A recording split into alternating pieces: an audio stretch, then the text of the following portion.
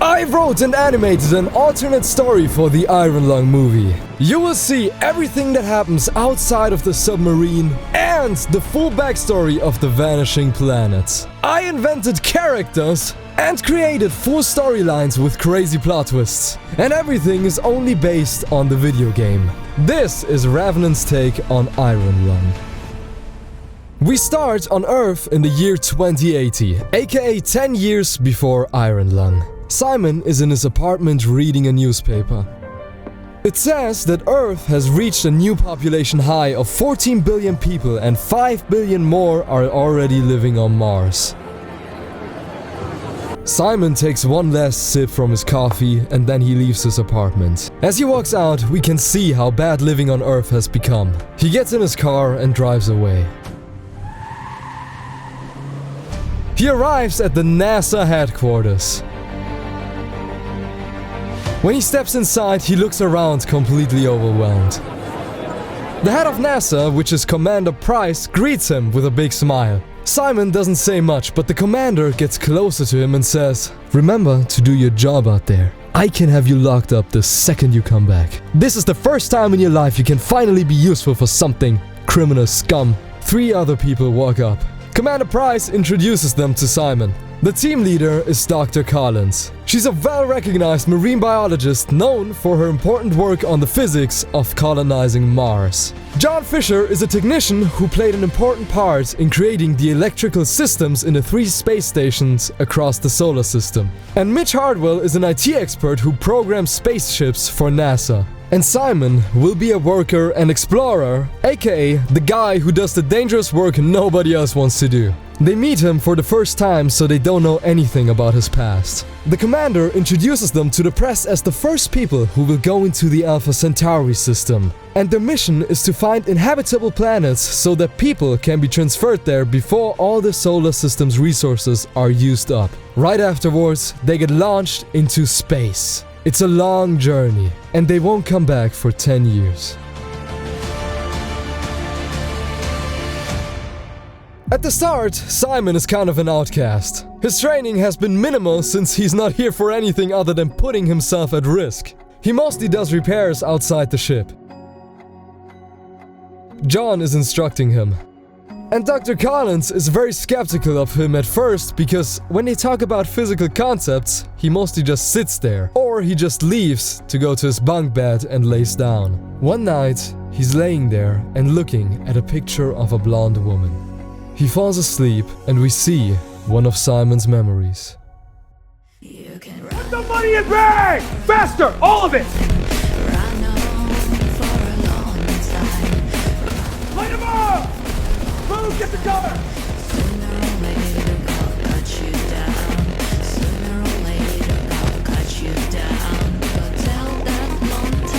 I have an opportunity for you, Simon Carter. If you do this, you will be free, and if you don't, you will be locked up just like your friends. No! He wakes up in a shock and has to calm himself down. 4 years later. They are now in the Alpha Centauri system. And they've grown together as a team quite a lot. So now is Simon's time to explore the planets over the span of 2 years. They travel around and examine them. Mark visits each one while being guided by the others from the spaceship. He collects many samples. And Dr. Collins analyzes them while John and Mitch keep the ship running. Another 8 years later, they return to our solar system. The crew is already laughing and happy to be back. But when they get back, something is weird. They're at the right coordinates, but they can't see any planets. They double-check their computers and they're speechless when they see that they're at the right position. After a few hours of guessing and panicking, they suddenly get contacted by other people. They get instructions on which coordinates to go to now. They do so and find a big space station that houses about 100 people. They fly into the hangar and get escorted to the control room where they encounter a familiar face. Commander Price. He says, "Welcome back, travelers." Dr. Collins asks if they're at the wrong coordinates and where Earth is. Price answers, "No, you were at the right coordinates. Earth is gone." They are shocked, and he continues. 4 years ago, all planets and even our sun vanished. Suddenly, nobody saw it happen, and we don't even know why. The only thing that stayed in our solar system are 4 moons. They all look speechless, and Mitch asks, what happened to our families? Price answers, they're fine. We're a part of the COI, the Consolidation of Iron. It's a brotherhood of 3 space stations inhabiting around 250 people. Your families are on one of the other stations at the moment, and I will get you transported to them. But first, we need to ask you about your discoveries. I hope you can understand that. They agree and walk out of the room. Price pulls Simon back and puts his hand on his shoulder. Simon, you remember our deal. Simon nods and the commander continues. Well, the conditions have changed. If you want to be free in this new universe, I need you to go on one last mission. Simon is outraged, but Price says, in the COI we have something called conviction realization. That means that crimes are repaid by rendering services to society. It's either this or you will never see your friends again. After some more discussion, Simon agrees and the commander goes into another hangar with him. He shows him the iron lung. Simon will have to find resources on a blood ocean on one of the moons. Simon gets lowered into the ocean and descends mile after mile. The pressure is incredibly high because of the sheer depth and the fact that blood weighs more than water. The whole submarine is welded shut with metal on all sides to resist the pressure. He can't see what's in front of him and is effectively blind. The only way to see is when he takes a picture by using the button in the back. And his mission is to photograph what is at the points on the map that Commander Price gave him. After half an hour, he arrives at the first position and he takes a picture. Simon sees that there are some type of crystals. While he's on his way to the next location, he hears something hissing behind him. It's an air pipe that burst open. There's nothing he can do other than drive faster in hopes that it won't break.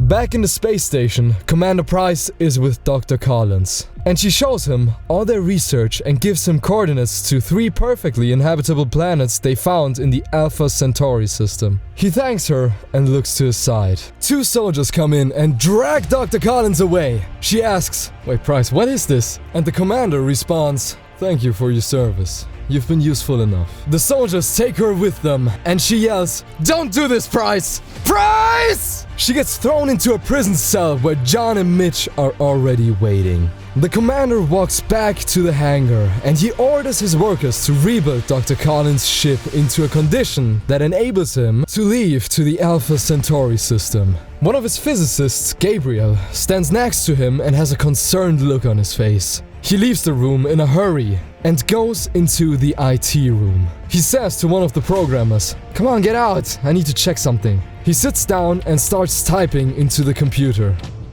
Back to Simon, who is adjusting the angle of the iron lung. He walks to the back and takes a picture.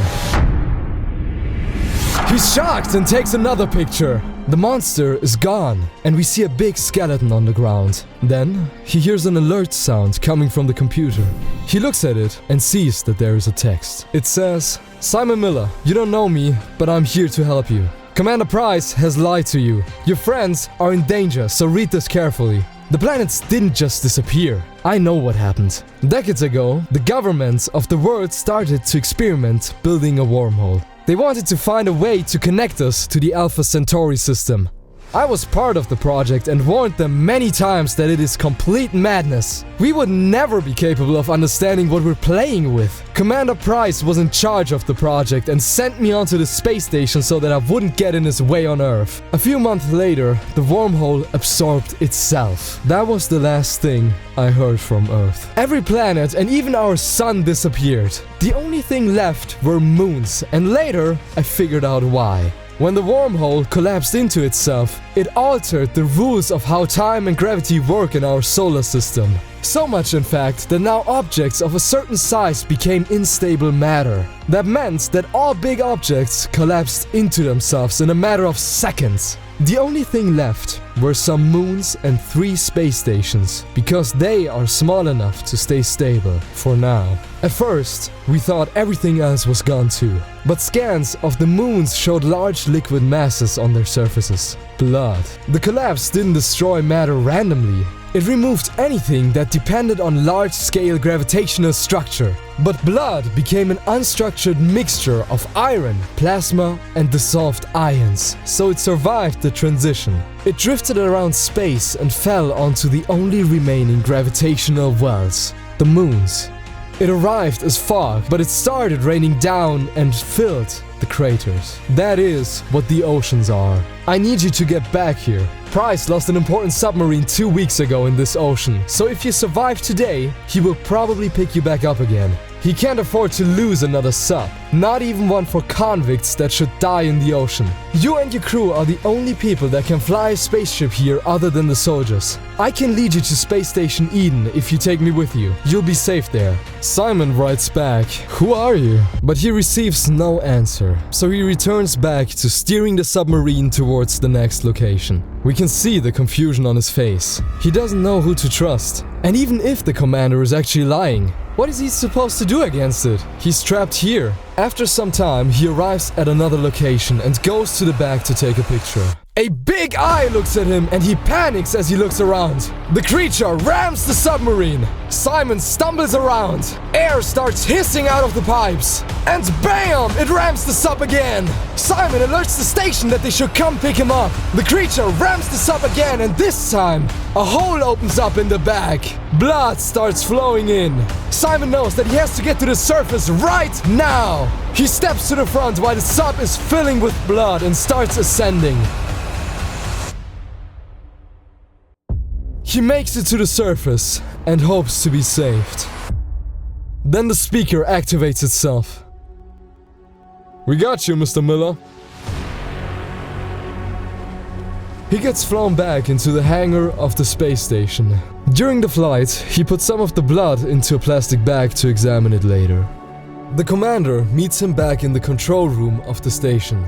Simon yells, "I almost died down there! You never mentioned that there are monsters in this ocean!" The commander responds, "Well, I never doubted your ability to handle such things." Simon says, "I want to see my crew and my friends. Now, you promised me." Price answers, "Of course. As a thank you for your services, I will bring you to them. And I'll even promote you. You will be the first person to examine the 5th ocean." 2 soldiers grab Simon from behind and drag him away as he screams, "Price! You'll regret this!" Price answers, "Yeah, I feel the guilt already."